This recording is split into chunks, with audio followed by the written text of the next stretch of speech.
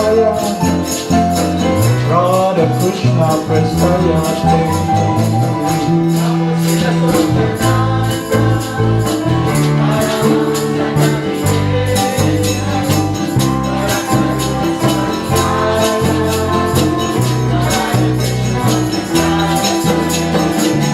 Namo Siddhaswarupananda, Paramahamsa Namune, Karuna Swarupaya, Radha Krishna Prestaya Te.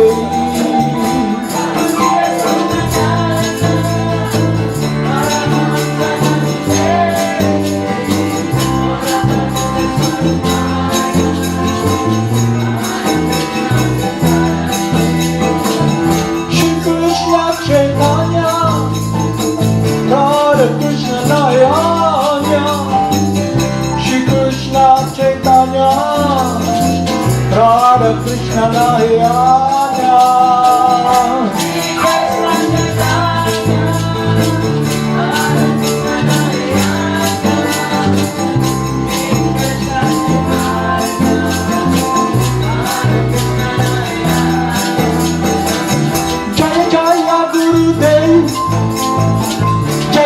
Jaya Gauranga, Jaya Jaya Gurudev, Jaya Jaya Gauranga.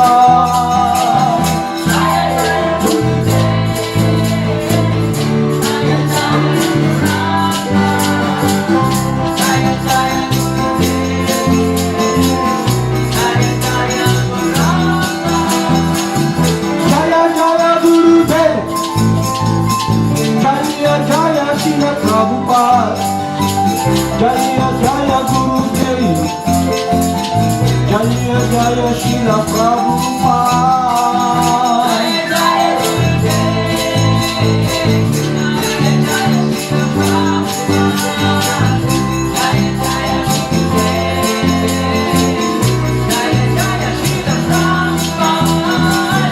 Bhakti Shri Krishna Chaitanya, Prabhu Nityananda,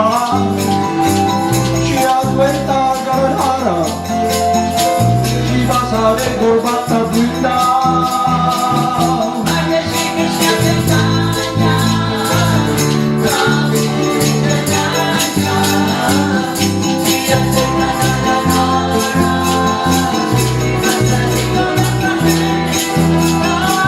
Gopala Govinda Rama, Krishna Mohana, Gopala Govinda Rama, Madana Mohana, Gopala Govinda Rama, Madana Mohana,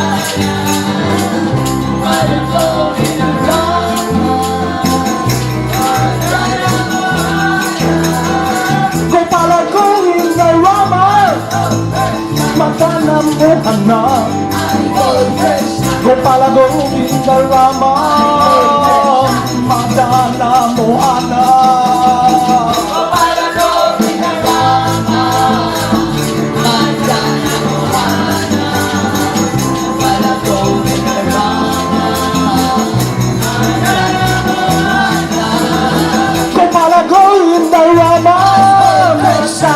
Mohana. Gopala Govinda Rama, Madana Mohana. Gopala Govinda Rama, Madana Mohana. Gopala Govinda Rama, Madana Mohana.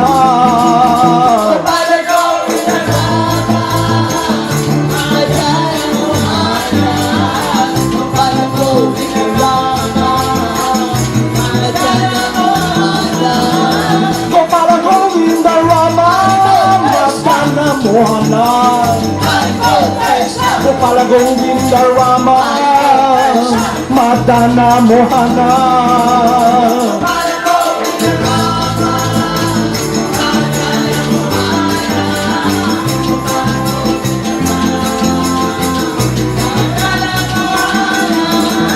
Gopala Govinda Rama, Madana Mohana. Gopala Govinda Rama, Madana Mohana. Gopala Govinda Rama, Madana Mohana.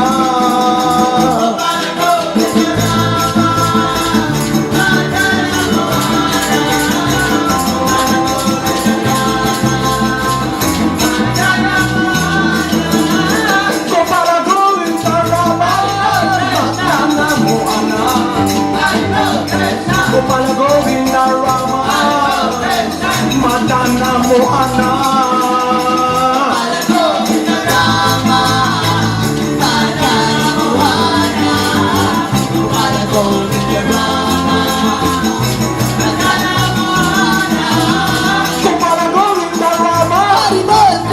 Madana Mohana, Gopala Govinda Rama, Madana Mohana, Gopala Govinda Rama,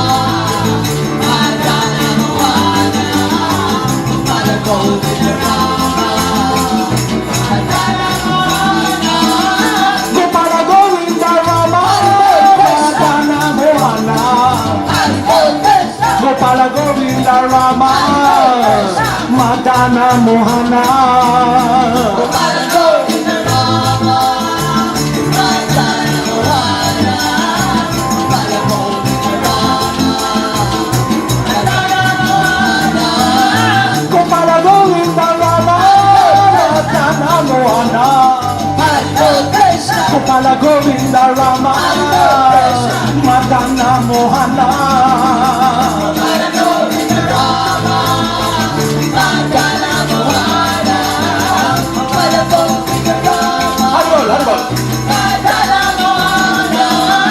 Gopala Govinda Rama, Madana Mohana, Gopala Govinda Rama, Madana Mohana, Gopala Govinda Rama, Madana Mohana,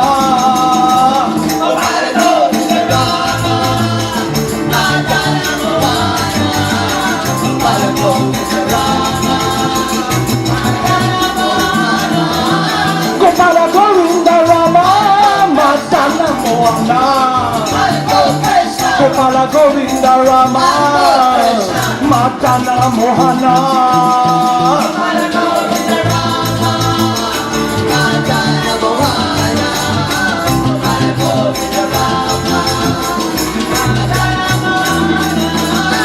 Jaya Jaya Gurudev, Jaya Jaya Gauranga, Jaya Jaya Gurudev, Jaya Jaya Gauranga.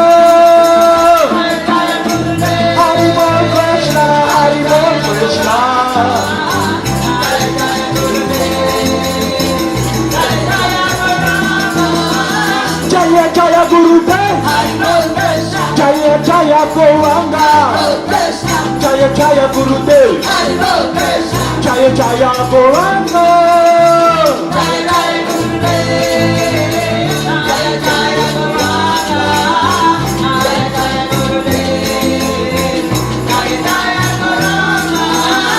Jaya Jaya Srila Prabhupada, Jaya Jaya Gurudev, Jaya Jaya Srila Prabhupada, Jaya Jaya Gurudev, Jaya Jaya Srila Prabhupada, Hare Krishna,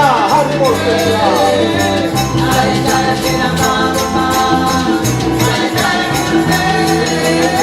Jaya Jaya Siddhaswarupananda Paramahamsa, Jaya Jaya Siddhaswarupananda Paramahamsa,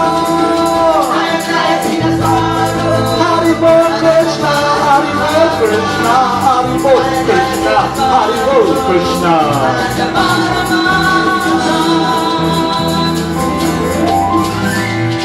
Namo Siddhaswarupananda,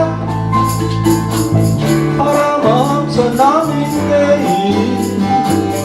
Gora Karuna Swarupaya, Hare Krishna Prestaya Te. Namo Siddhaswarupananda, Paramahamsa Namine,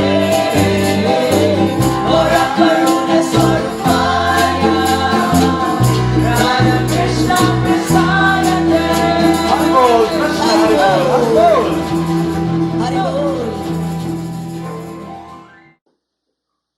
So I'd like to reiterate again the process we follow.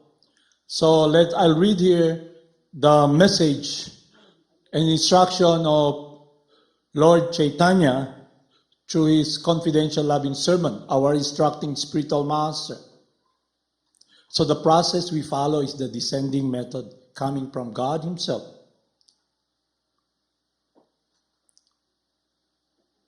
Sankirtan.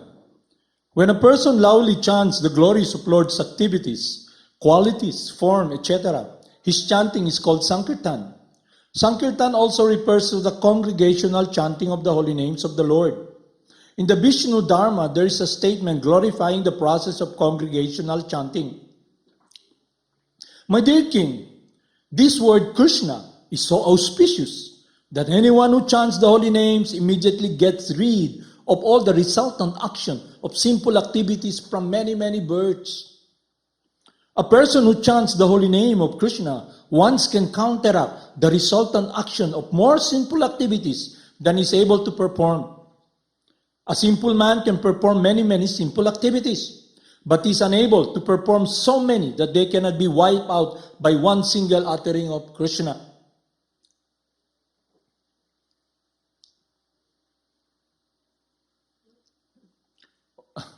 But that doesn't mean that we engage in sinful activities and then chant to be purified.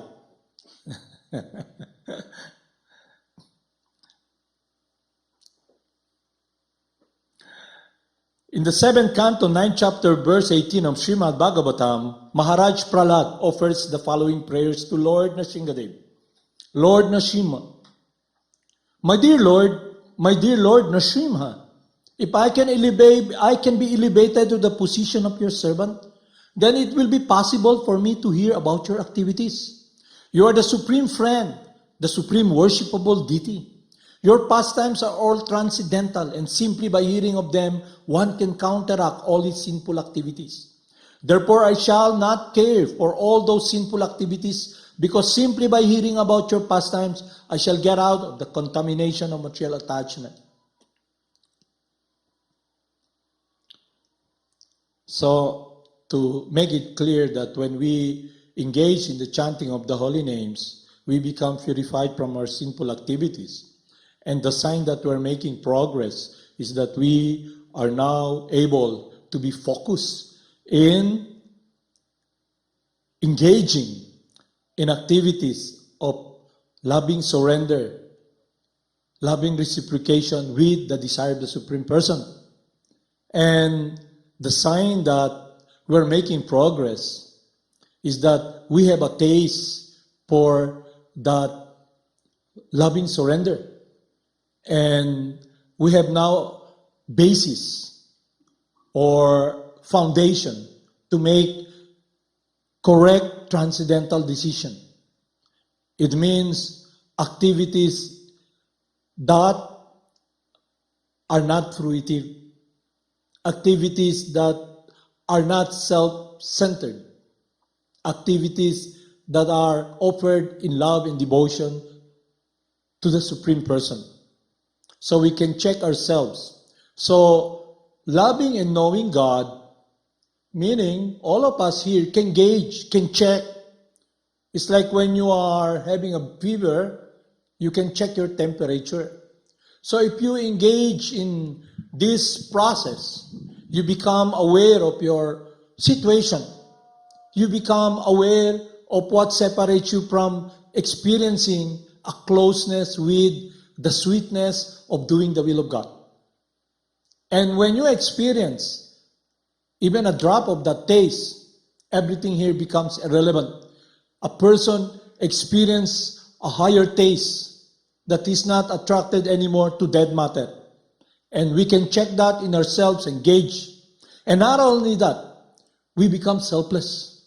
Our will, our desire is simply to please the one we are surrendering and loving, doing His will. So we can check that in ourselves if we're making progress. It's not like reading so many teachings from Scripture and theoretically, thinking we're so advanced, but rather the process that our spiritual master gave us, introduced to us, is He Himself is in that transcendental world of pure devotional service. So He's the teacher by example. That is the qualification, one qualification of how we can be guided. The spiritual master who is loving the Supreme Person, can teach us what is love. He can teach us what is surrender. He can teach us what is purity of rendering loving service to the Supreme Person, unconditional love, because He is in a state of a transcendental world of devotional service. And He can guide us. We can become apprentice under His care.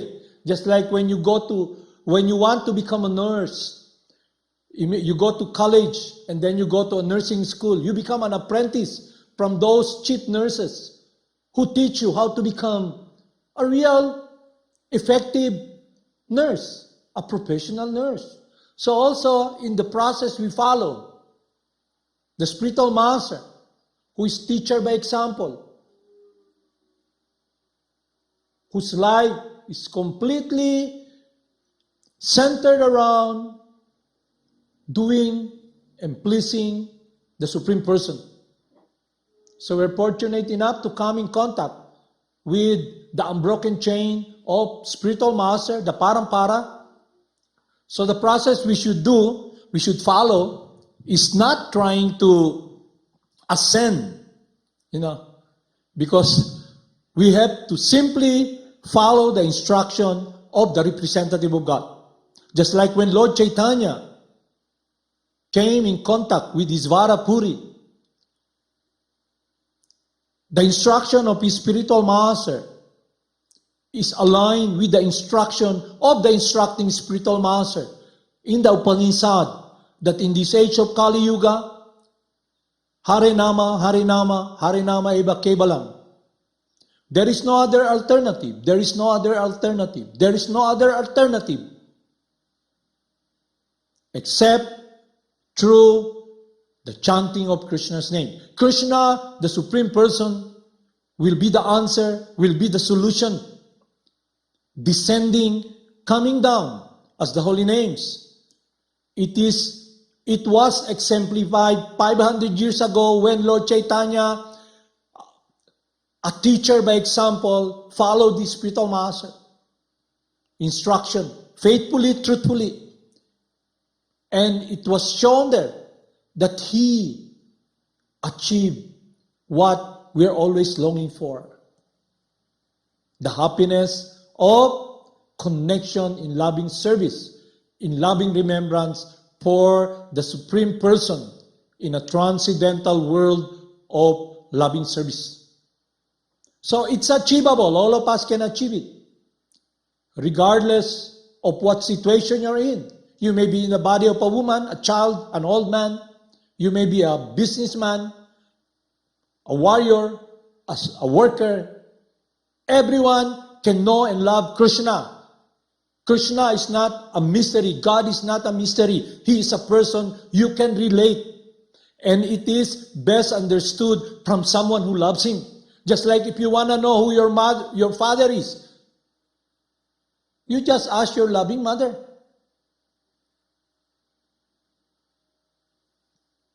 So I'll read here what we have left 3 days ago.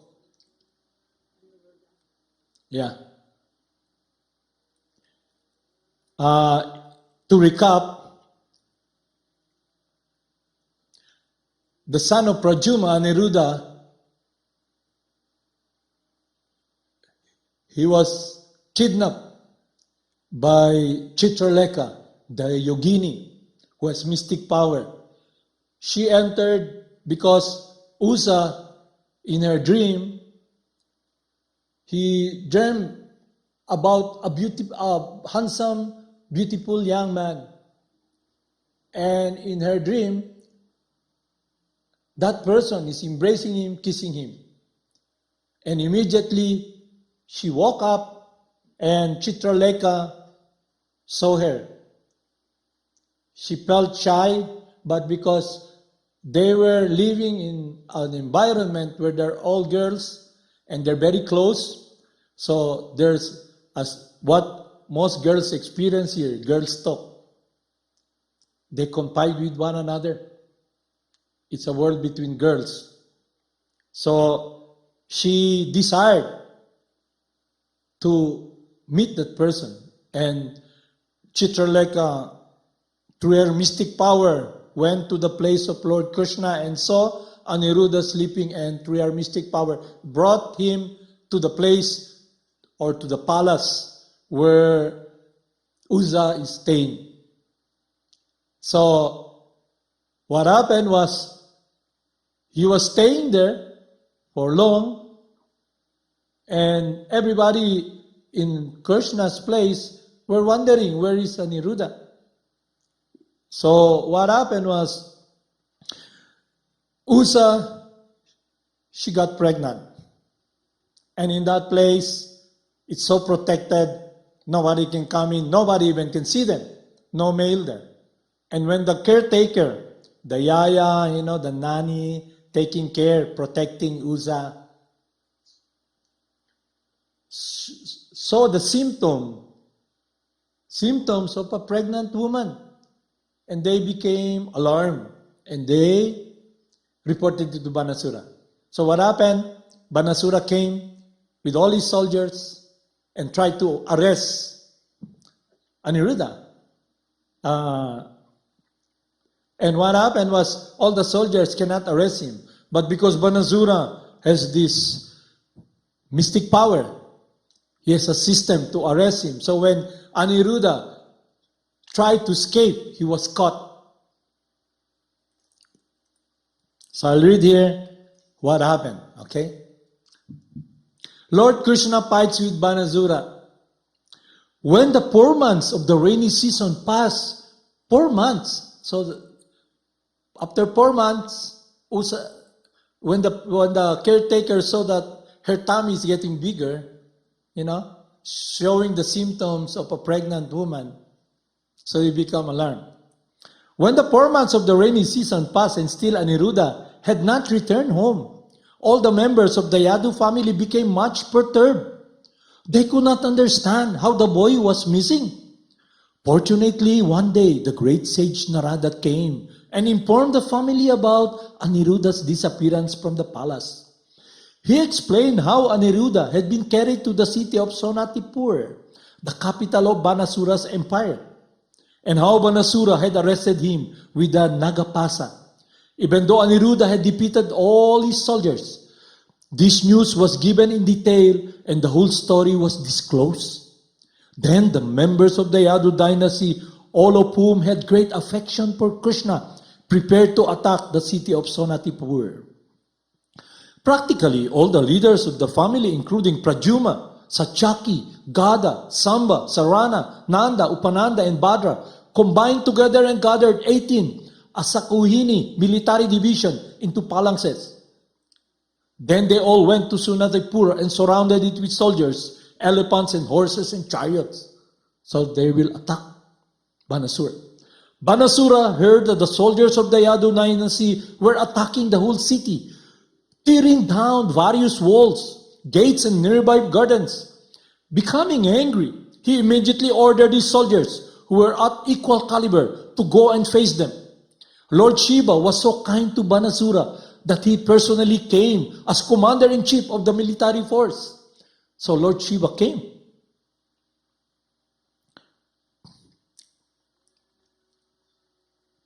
Assisted by heroic son Kartikeya and Ganapati, seated on his favorite bull, Nadisvara, Lord Shiva led the fighting against Lord Krishna and Balaram. We can simply imagine how fierce the fighting was. Lord Shiva with his valiant sons on one side, and Lord Krishna, the Supreme Personality of Godhead, and his elder brothers, Sri Balaramanji on the other.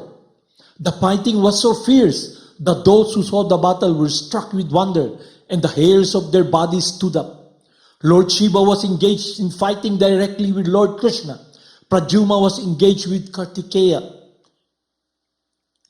Pradyumna, the father of Aniruddha.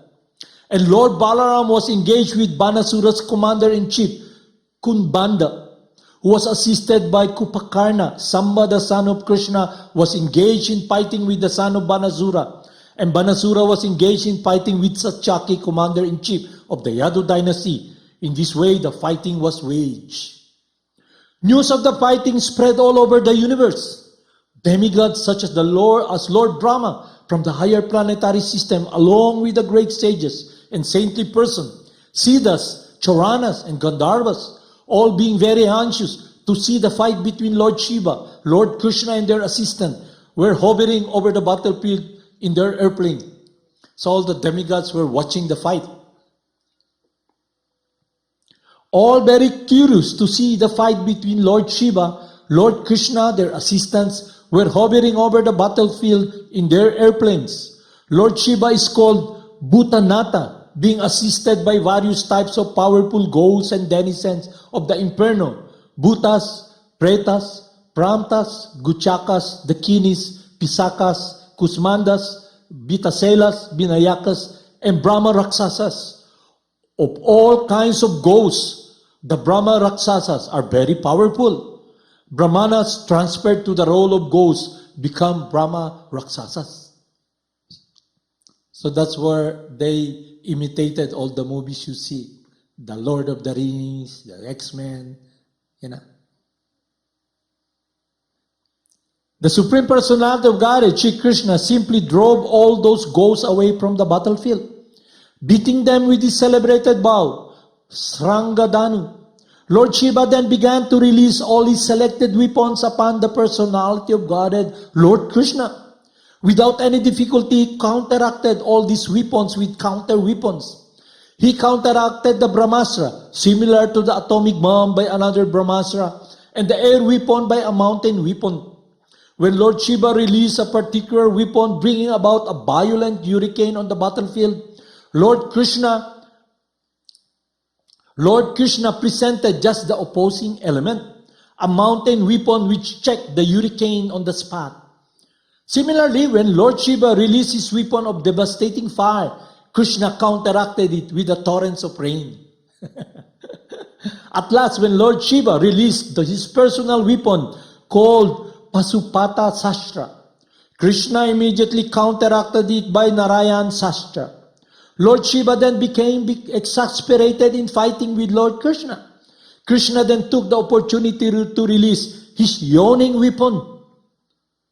May yawning weapon pa pala. When the weapon is released, the opposing party becomes tired, stops fighting, and begins to yawn.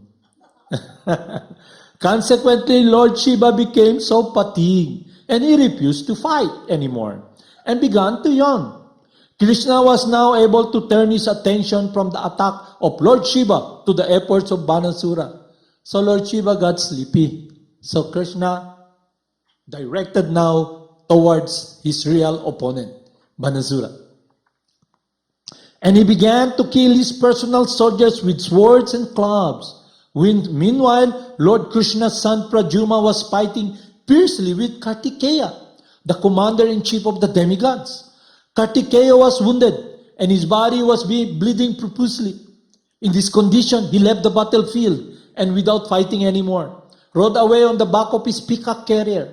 Similarly, Lord Balaram was smashing Banasura's commander-in-chief Kumbhanda with the stroke of his club. Kupakarna was also wounded in this way, and both he and Kumbhanda fell on the battlefield. The commander-in-chief being fatally wounded, without guidance, all of Banasura's soldiers scattered here and there. So everybody was running for their lives. When Banasura saw that his soldiers and commanders had been defeated, his anger only increased. He thought it is wise to stop fighting with Satyaki, Krishna's commander-in-chief, and instead directly attack Lord Krishna. Now, having the opportunity to use his 1,000 hands, he rushed towards Krishna, simultaneously working 500 bows and 2,000 arrows. Such a foolish person could never measure Krishna's strength. Imagine 2,000 arrows with 500 bows attacking Lord Krishna. Krishna cut each of Banasura's bows in 2 pieces, and to check him from going further, made his chariot horses lay on the ground. The chariot then broke to pieces. After doing this, Krishna blew his conch shell, Pakanjana. Woo, the one we use here. Krishna has conch shell. There was a demigod named Kotara who was worshipped by Banasura, and their relationship was a mother and son. Mother Kotara was upset that Banasura's life was in danger, so he appeared on the scene. With naked body and scattered hair, she stood before Lord Krishna. Sri Krishna did not like the sight of this naked woman, and to avoid seeing her, he turned his face. Banasura, getting this chance to escape Krishna's attack, left the battlefield. All the strings of his bows were broken, and there was no chariot or driver, so he had no alternative than to return to his city. He lost everything in the battle. Being greatly harassed by the arrows of Krishna, all the associates of Lord Shiva, the hobgoblins, the ghostly Bhutas, Pretas, and Kshatriyas left the battlefield. Lord Shiva then took to his last resort. He released his greatest death weapon, known as Siddhaswarupananda, which destroys by excessive temperature.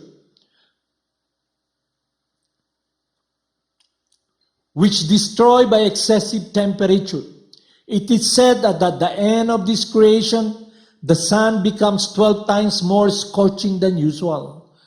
This 12 times hotter temperature is called Siddhaswarupananda.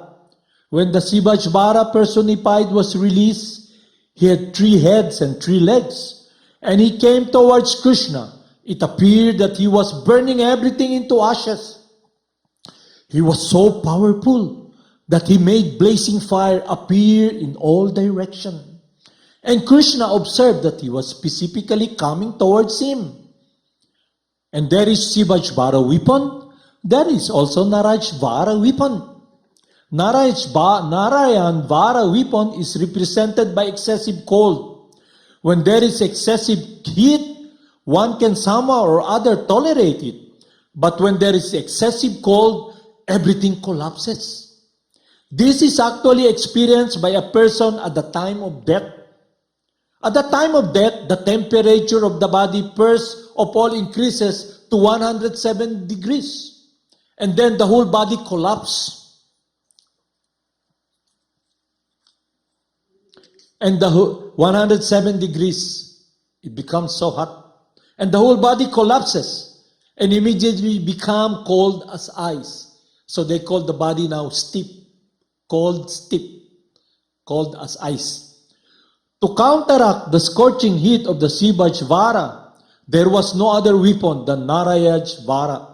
When Lord Krishna saw that Siddhaswarupananda had been released by Lord Shiva, he had no other recourse was to release Narayana.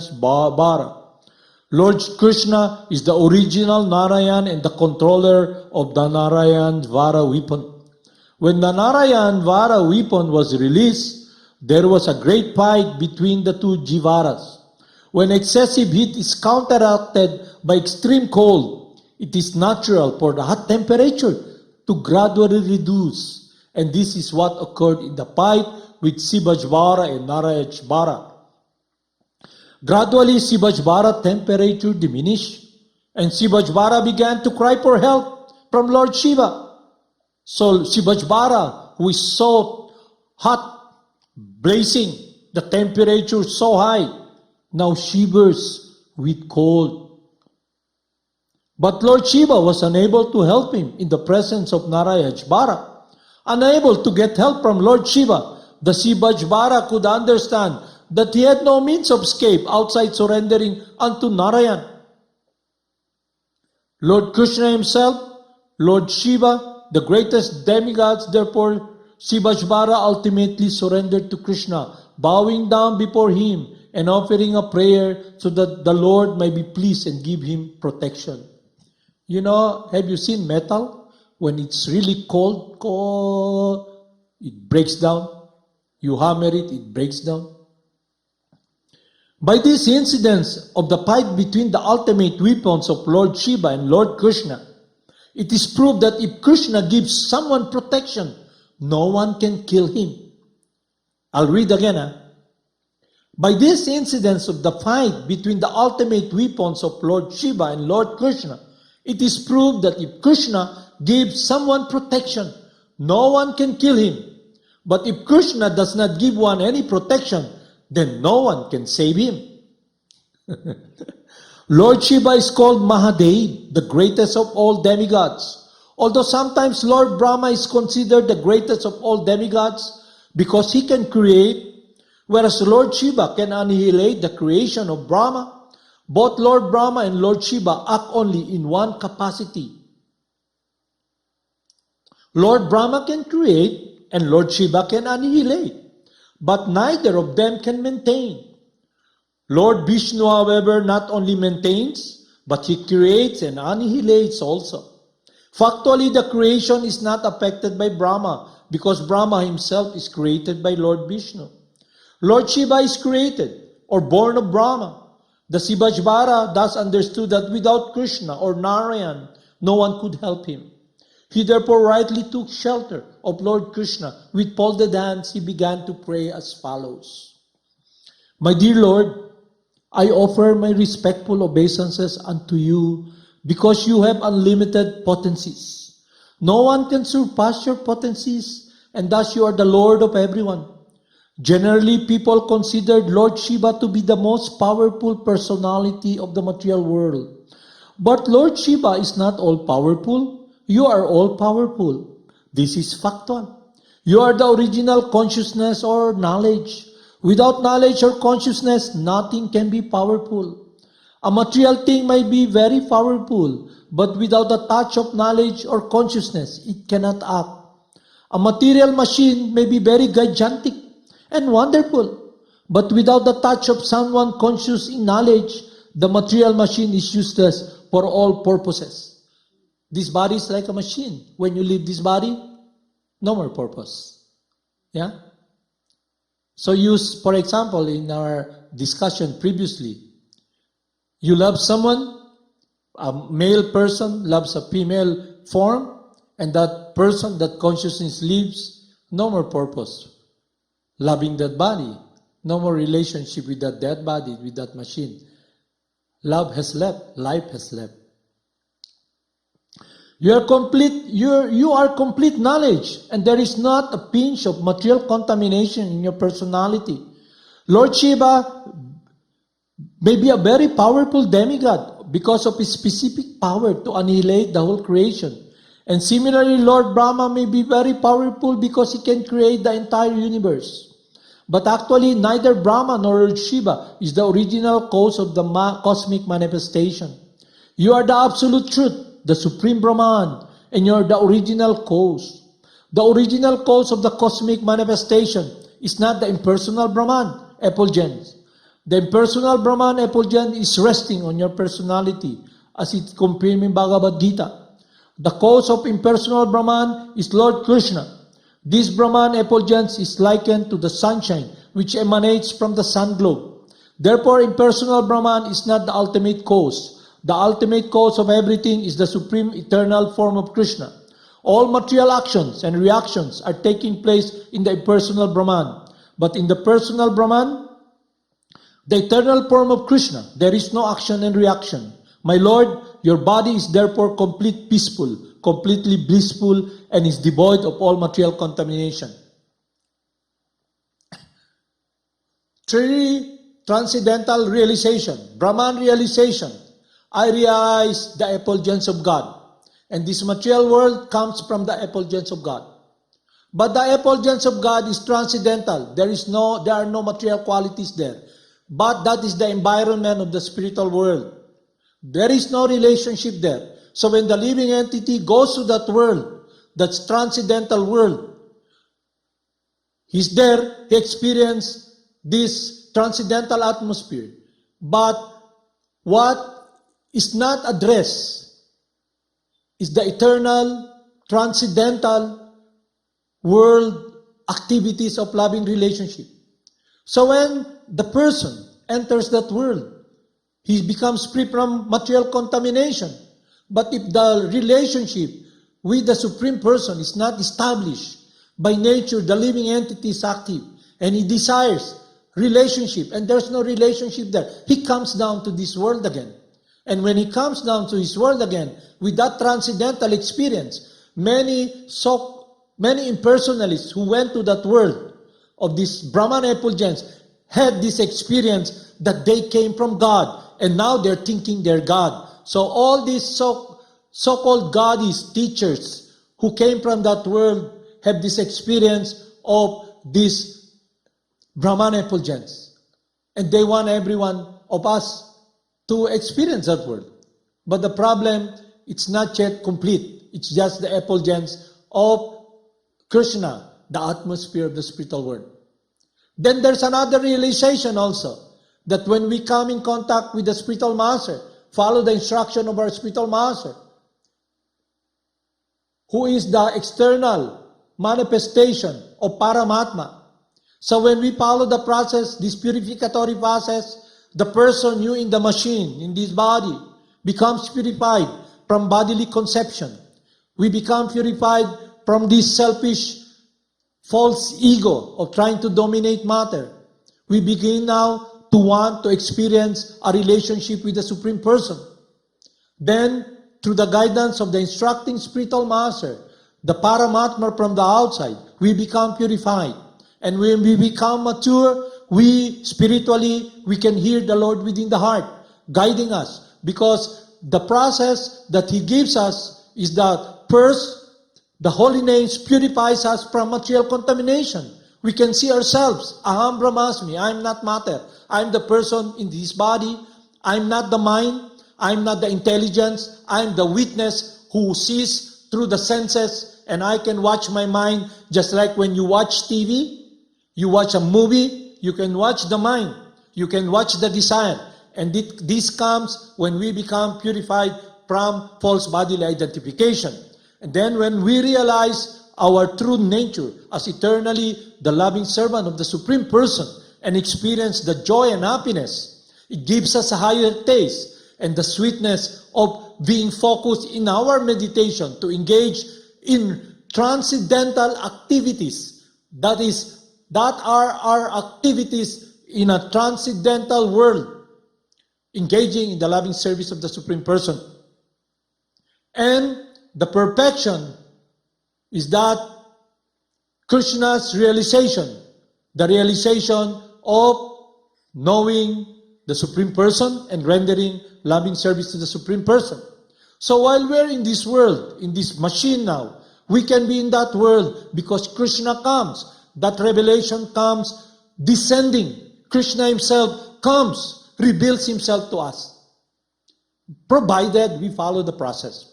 We listen and follow someone who's teacher by example. The lover, the saintly person, who is a confidential, loving servant of God, who is an empowered living entity, Saktavesh avatar, empowered by God, who is the Paramatma from the outside, our spiritual master. The spiritual master sees us. We are naked in front of the spiritual master. He sees us. So no need to make believe. He knows our predicament. He knows how hard it is in the face of adversity, of trying to play God. We've been contaminated and we cannot win against a war with Maya or illusion and dominate material nature because we will be subjugated. Just like if we are intelligent, we are now under the control of Maya because we are encumbered inside this machine. And now the mind that has been so much focused upon this world, Maya gives us impetus to these material desires and the promise of enjoyment and the role we play as false Lord to achieve the prize of enjoying the fruits of our labor. So, if we follow this process faithfully, then we can achieve what is being given to us. Just like my instructing spiritual master tells us, the taste of the pudding is in the eating. So, teacher by example, meaning live the life of the devotee. Walk the walk. You make that walk. You make that choice. We make that choice to render and offer service to the Supreme Person. We must become free from this selfish ignorance and be in a transcendental world which is our true nature, to render loving service. We have become so hard. The gentle soul, you, the sweet soul, us, all of us, have become so hard. For so long, we have been trying to defend ourselves from the adversity we're facing. Now, here, what are the adversity we face? Struggle for survival. But in the end, you leave the body. Who survives? But because we have this knowledge of our true identity as eternal, spirit, soul, living, we will exist eternally. We do now understand where we can direct and repose our life to be in a stable, eternal world of pure devotional service through the guidance of someone who is in that world, the pure loving servant of God, a resident of the spiritual world, a maid servant of Radha and Krsna, our spiritual master, Srila Prabhupada. In the material body, there are action and reaction of the three modes of material nature. The time factor is the most important element and above all others because the material manifestation is affected by time agitation. Thus, natural phenomena comes into existence. And as soon as there is the appearance of phenomena, fruitive activities are visible. As the result of these fruitive activities, a living entity takes its form. He acquires a particular type of nature, which is packed up in a subtle body and gross body formed by a life air, the ego, the 10 sense organ, the mind, and the 5 gross elements. This then creates the type of body which later becomes the root or cause of various other bodies, which are acquired one after another by the transmigration of the soul. All these phenomenal manifestations are the combined action of the material energy. Unaffected by the action and reaction of different elements, you are the cause of this external energy. And because you are transcendental to such compulsion of material energy, you are the supreme tranquility. You are the last word in freedom from material contamination. I am therefore taking shelter at your lotus feet, giving up all other shelter. My dear Lord, your appearance as the son of Vasudeva enrolled as a human being is one of the pastimes of your complete freedom. To benefit your devotees and to vanquish the non-devotees, you appear in multi-incarnation.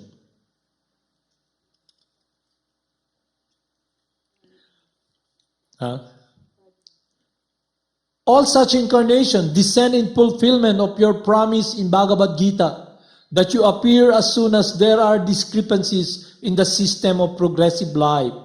When there are disturbances by irregular principles, my dear Lord, you appear by your internal potency.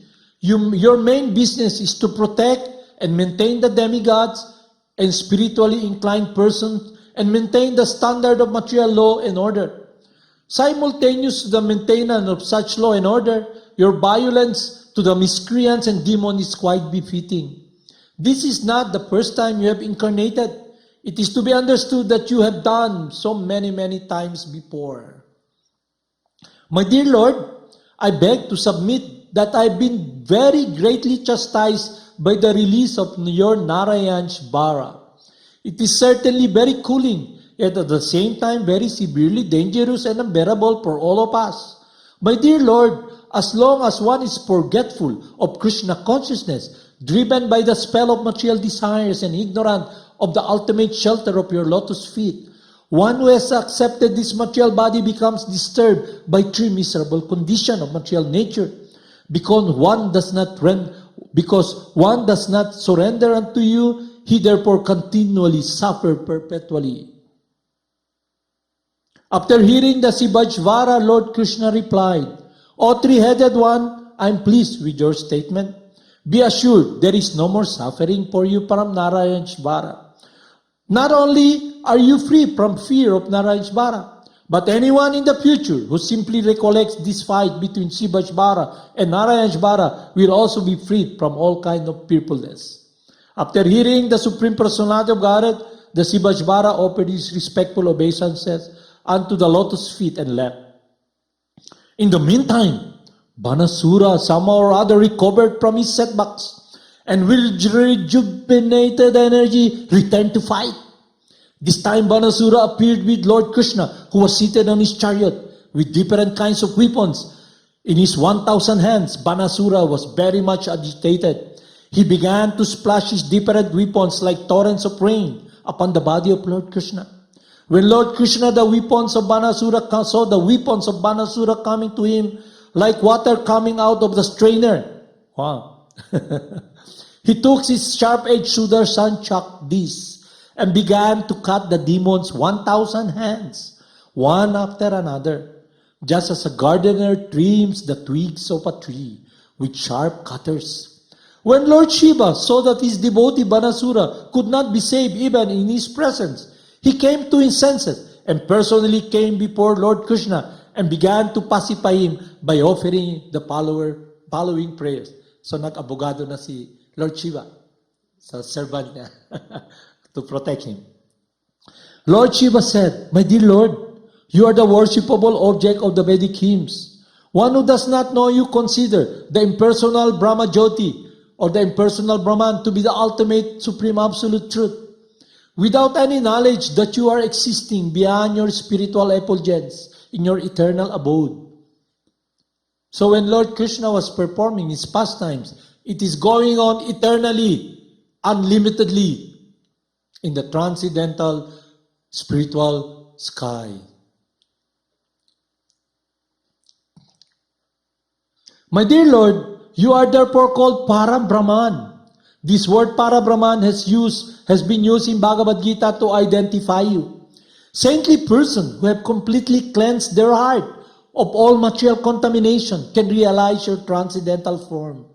Although you are all pervading like the sky, unaffected by any material thing, only the devotees can realize you, and no one else. So, in Bhagavad Gita, Lord Krishna tells us, "Just surrender unto me and I will protect you.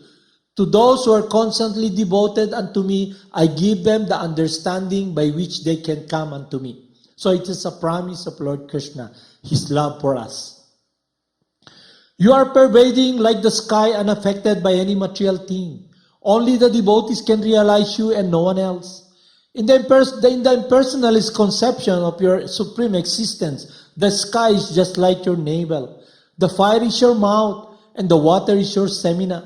The heavenly planets are your head. All the direction are your ears. The Urbi planet is your lotus feet. The moon is your mind, and the sun is your eye. As far as I am concerned, I act as your false ego.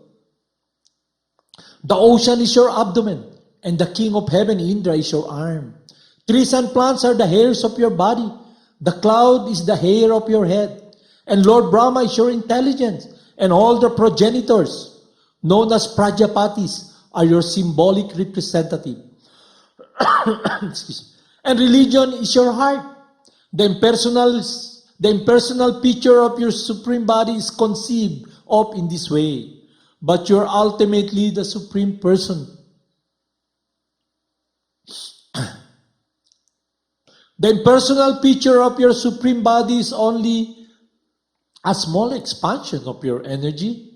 You are likened to the original fire, and the expansion are your light and heat. Lord Shiva continued, "My dear Lord, although you are manifested universally, different parts of the universe are different parts of your body, and by your inconceivable potency, you can simultaneously be localized and universal. In the Brahma Samhita, we also find it stated that although you are within, you remain in your abode Goloka Vrindavan. You are nevertheless present everywhere. God is everywhere. As stated in Bhagavad Gita, you appear to protect the devotees, which indicates good fortune for all the universe. All the demigods are directing different affairs of the universe by your grace only. Thus, the 7 upper planetary systems are being maintained by your grace. At the end of this creation, all manifestation of your energies, whether in the shape of the demigods, human beings, or lower animals, enter into you, and all immediately and in remote causes of cosmic manifestation rest in you without distinctive features of existence. everything comes back to the Supreme Person. Ultimately, there is no possibility of distinction between yourself and any other thing on an equal level with you or subordinate to you. You are simultaneously the cause of this cosmic manifestation and its ingredient.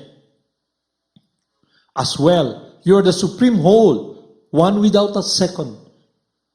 In the phenomenal manifestation, there are 3 stages. The stage of consciousness, the stage of semi-consciousness, in dreaming, and the stage of unconsciousness. I'll finish na lang, 1 page na lang man. But your Lordship is transcendental to all these different material stages of existence. You exist therefore in 4th dimension, and your appearance and disappearance do not depend on anything beyond yourself. You are the supreme cause of everything, but for yourself, there is no cause. You yourself cause your own appearance and disappearance. Despite your transcendental position, my Lord, in order to show your 6 opulence and advertise your transcendental qualities, you have appeared in your different incarnation as fish, tortoise, boar, Nashima, Keshava, etc. By your personal manifestation, and you have appeared in different living entities by your separate manifestation. By your internal potency, you appear as the different incarnation of Vishnu. And by your external potency, you appear as this phenomenal world. Because it is a cloudy day, to the common man's eyes, the sun appears to be covered. But the fact is that because the sunshine creates the clouds, even though the whole sky is cloudy, the sun can never actually be covered. Similarly, the less intelligent class of men claims that there is no God. But when the manifestation of different living entities and their activities is visible, enlightened persons see your present. You see you present in every atom and through the via media of your external and marginal energies. Your unlimited potential activities are experienced by the most enlightened devotees. So if a person tells you there is no God, ask him first, define God. Because if here the Supreme Personality's quality is being defined, so he doesn't know what he's saying. The atheist actually is so arrogant. He's saying there is no God. Meaning, what he's saying actually is God. He knows there is no God. He knows everything. He's a hypocrite.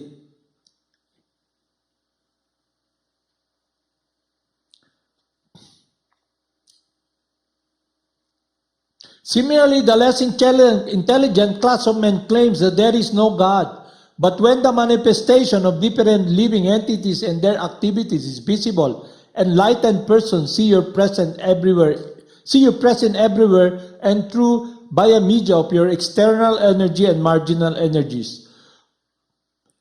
Your unlimited potential activities are experienced by the most enlightened devotees themselves.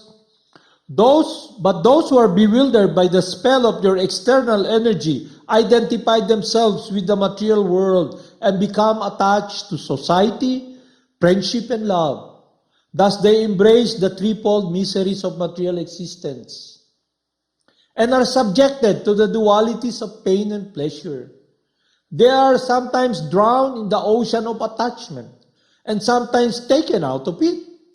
My dear Lord, only by your mercy and grace can the living entity get the human form of life, which is a chance to get out of this miserable condition of material existence.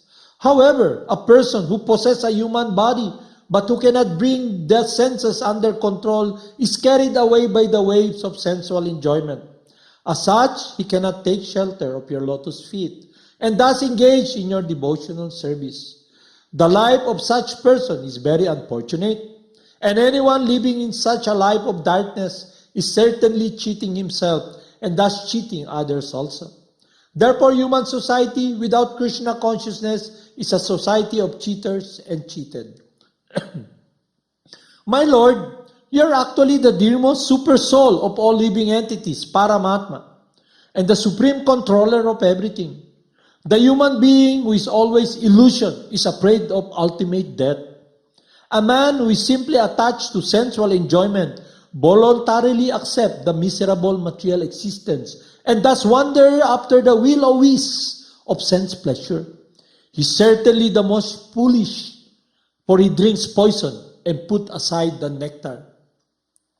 My dear Lord, all the demigods, including myself and Lord Brahma, as well as great saintly persons and sages who have cleansed their hearts of this material attachment, have by your grace wholeheartedly taken shelter of your lotus feet. We have all taken shelter of you because we have accepted you as the Supreme Lord and the dearmost life and soul of all of us. You are the original cause of the cosmic manifestation.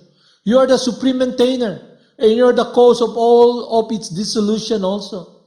You are equal to everyone, the most peaceful supreme friend of every living entity.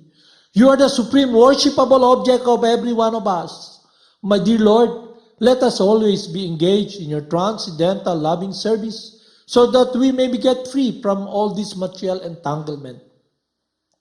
Lastly, my Lord, I may inform you that this Banasura is very dear to me. He has rendered very valuable service unto me. Therefore, I want to see him happy. Being pleased with him, I have given him the assurance of safety. I pray to you, my Lord, that as you were pleased upon his forefathers, King Prahlad and Bali Maharaj, you will also be pleased with him. After hearing Lord Shiva's prayer, Lord Krishna addressed him also as Lord and said, My dear Lord Shiva, I accept your statements, and your desire for Banasura is also accepted by me. I know that this Banasura is the son of Bali Maharaj. He's the son of Bali Maharaj. And as such, I cannot kill him because that is my promise. I gave a benediction to King Prahlad that all the demons who would appear in his family would never be killed by me. Therefore, without killing this Banasura, I have simply cut off his arms to deprive him of his false prestige. The large number of soldiers which he was maintaining became a burden on this earth, and I have killed them all in order to minimize the burden. Now he has 4 remaining arms, and he will remain immortal without being affected by the pains and pleasure. I know that he is one of the chief devotees of your Lordship. So you can now rest assured that henceforward, he need not know fear from anything. He need have no fear from anything. When Banasura was benedicted by Lord Krishna in this way, he came before Lord Krishna and bowed down before him. Touching his head to the earth, he immediately arranged to bring Aniruddha along with his daughter Usa, seated on a nice chariot, and presented them before Lord Krishna. After this, Lord Krishna took charge of Aniruddha and Usa, who had become very opulent materially because of the blessing of Lord Shiva. Thus, keeping forward a division of one Asahuni of soldiers, Krishna began to proceed towards Dwarka. In the meantime, all the people of Dwarka, having received the news that Lord Krishna was returning with Aniruddha and Usa in great opulence, decorated every corner of the city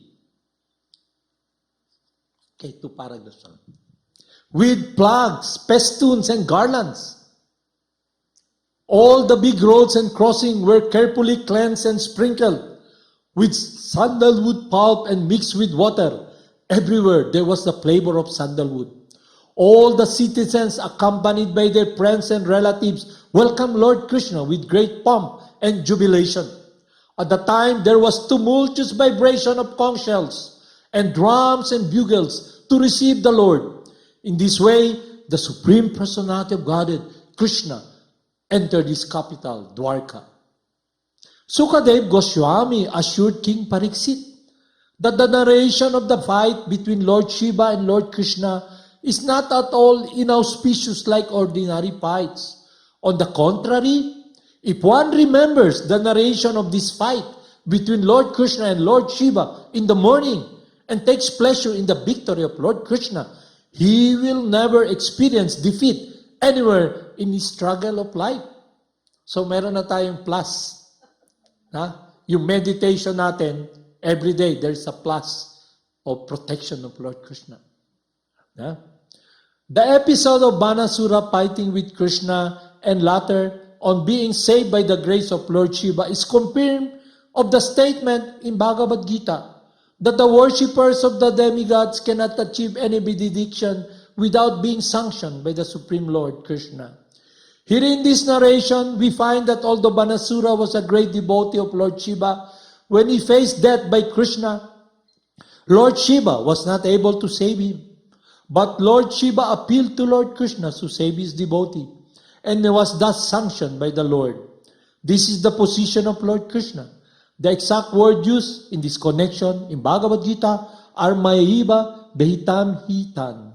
This means that without the sanction of the Supreme Lord, no demigod can award any benediction to the worshipper.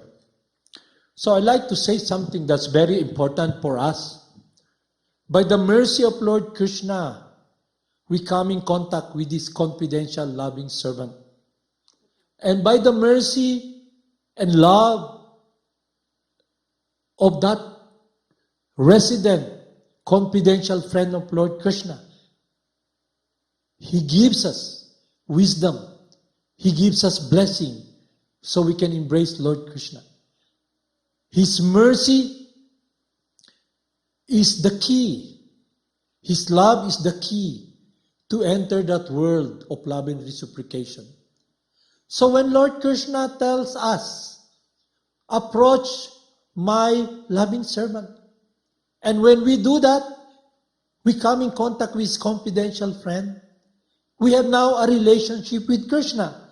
We just follow the instruction of his confidential friend, whose life is centered around the glorification of that world of pure devotional service. So, Krishna becomes pleased. It is now him who will help us, protect us. He will be the one to reveal us to us in our heart. He comes down to us, embracing us. The process is very simple. Krishna tells us, love and serve my loving servant. And the loving servant tells us, love Krishna. Just like Lord Jesus Christ tells us, love the Father. And the Father tells us, follow my dear Son. So it's a world of relationship. So now we have completely understood our true identity as not matter. So the spirit soul is active by nature. And the reason we are suffering because our true nature, our activities are directed upon this temporary world with a misconception of trying to play Lord. Misguided, covered our true nature to eternally engage in the loving service of the Supreme Person. So now, through the instruction of our spiritual master, our instructing spiritual master, they're giving us all the weapons, strategy to be able to be protected, to be one-pointedly directed in that world of pure love of God. So it will be up to us. And we can gauge in ourselves if we're making progress. We will become like that person who is drowning, who will be gasping for air and try. So when we come to the point wherein we're like the drowning man and our life is simply without Krishna, without that air, transcendental air, we can see if we're longing for that we are not anymore disturbed by all the shark, the giant squid, the anaconda, and everything with just one focus, embracing Krishna, trying to please Him. That is achievable because we have come in contact with someone who is a teacher by example, our spiritual master, who is a pure loving servant, loving representative of the Supreme Person. Through His guidance, we can become apprentice and be real devotees. So the demons of today, us, can become saints of tomorrow.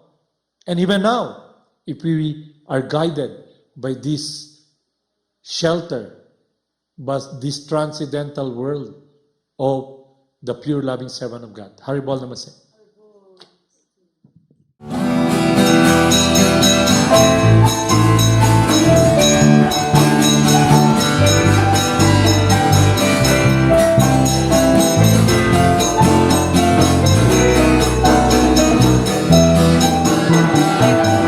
Namo Siddhaswarupananda, Paramahamsa namine, Mohana Sarupaya, Radha Krishna Prasaya Te. Namo Siddhaswarupananda, Paramahamsa namine, Mohana Sarupaya, Radha Krishna Prasaya Te.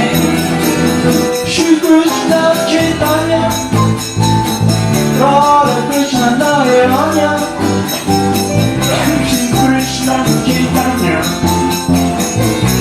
Radha Krishna Narayana, Shri Krishna Chaitanya, Radha Krishna Narayana, Shri Krishna Chaitanya, Radha Krishna Narayana.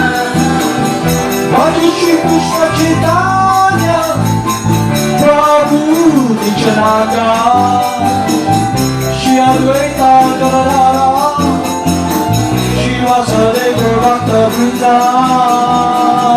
Hare Shri Krishna Chaitanya, Prabhu Nityananda, Shri Advaita Gadadhara, Shri Vasudeva Bhakta Vrinda. Hare Krishna, Krishna Krishna, Hare Hare, Hare Rama, Hare Rama, Hare Krishna, Rama Rama, Hare Hare. Hare Krishna,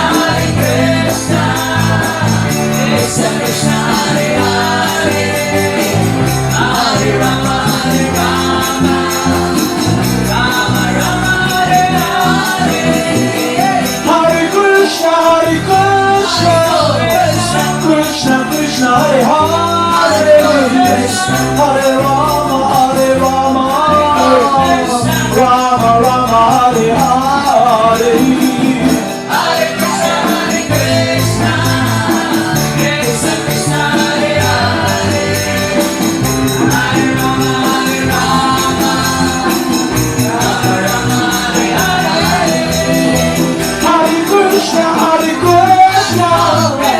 Krishna Krishna, Hare Hare, Hare Rama, Hare Rama, Rama Rama, Hare Hare.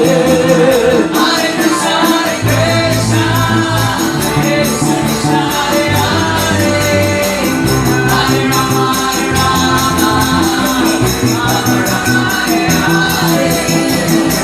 Krishna, Krishna Krishna, Hare Hare, Hare Rama, Hare Rama, Rama Rama, Hare Hare. Hare Krishna, Krishna Krishna, Hare Hare, Hare Rama, Hare Rama, Rama Rama, Hare Hare. Hare Krishna, Hare Krishna, Hare Krishna, Hare Rama, Hare Rama, Rama Rama, Hare Hare. Hare Krishna, Krishna Krishna, Hare Hare, Hare Rama, Hare Rama, Rama Rama, Hare Hare. Hare Krishna, Krishna Krishna, Hare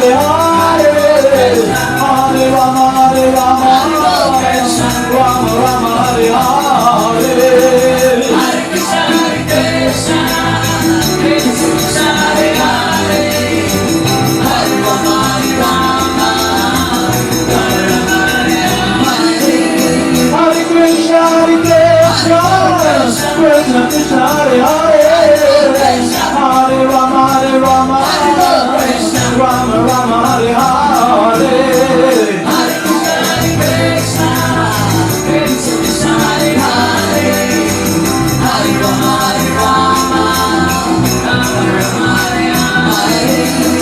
Jaya Jaya Gurudev, Jaya Jaya Guranga, Jaya Jaya Gurudev, Jaya Jaya Guranga.